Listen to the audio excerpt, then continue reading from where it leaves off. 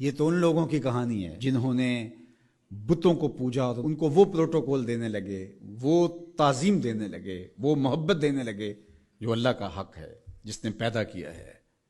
دیکھیں، میری اولاد ہے تو میری اولاد کسی کو تعظیم دے تو میں اس کو گوارا کروں گا، آپ کی اولاد تعظیم دے گوارا کریں گے، لیکن باپ والی تعظیم کسی کو دے تو وہ تو آپ گوارا نہیں کریں گے، میں بھی گوارا نہیں کروں گا، چونکہ یہ تو اللہ نے مجھے اور آپ کو اعزاز دیا ہے نا۔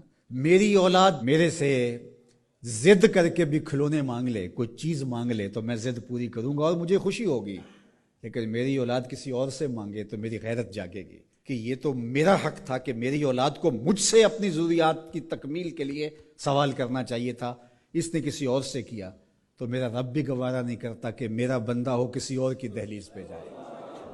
کہا تمہارے جوتے کا تسمہ بھی ٹوٹ جائے تو اپنے رب سے مانگو، وہ تمہیں دینے والا ہے، تمہاری ضرورتوں کی تکمیل کرنے والا ہے، یہ تمہارا رب گوارا نہیں کرتا۔ اللہ اکبر۔ حضور نے سوال کرنے سے منع کیا۔ حضرت ابو بکر صدیق رضی اللہ تعالی عنہ سواری پہ بیٹھے تو ہاتھ سے کوڑا گر گیا، تو آپ گھوڑا کھڑا کیا، نیچے اترے، کوڑا اٹھایا، پھر بیٹھے، تو کسی نے کہا کہ یہ آپ فرما دیتے، ہم پکڑ کے آپ کے ہاتھ میں دے دیتے۔ کہا حضور نے سوال کرنے سے منع کیا۔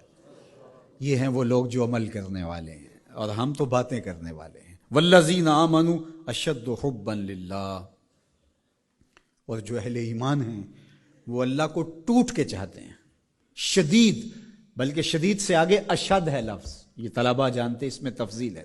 جو اہل ایمان ہیں وہ اللہ سے ٹوٹ کر محبت کرتے ہیں، محبت کی جو آخری حد ہے، اور یہاں محبت میں اشد کا لفظ کہہ لیے، دوسرے لفظوں میں اس کو عشق کہہ سکتے ہیں۔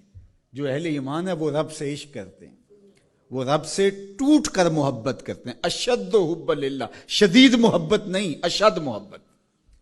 اشد محبت سے آگے تو کوئی درجہ ہی نہیں ہے، تو وہ کتنی محبت کرتے ہیں، تبھی تو جانیں وار دیتے ہیں اس کے نام پہ، اس کے حکم پہ گردنیں کٹواتے ہیں۔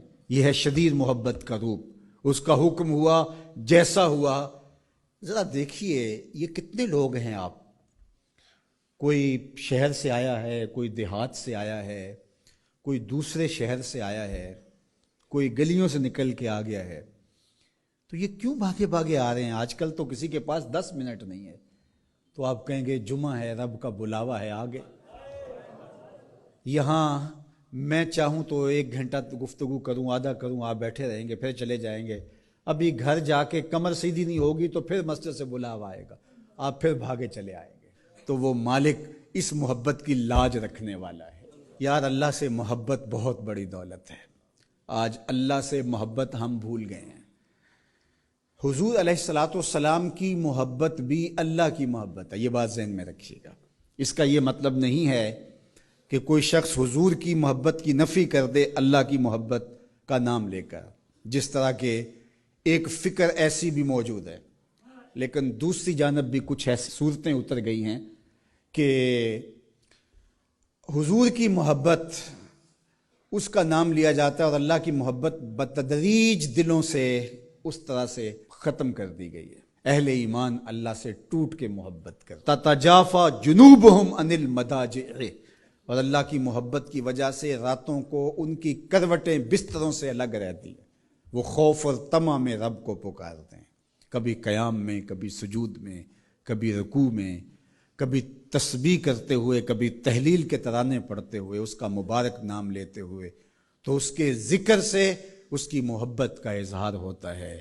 نماز پڑھو تو ڈوب کے پڑھو، سجدہ کرو تو ڈوب کے پڑھو، گویا تم اپنے مالک کی دہلیز پہ اپنا سر رکھ دیا ہے، اور پوری تندہی کے ساتھ اس کے حضور سجدہ ریزیاں کرو، چونکہ وہ ہمارا خالق ہے،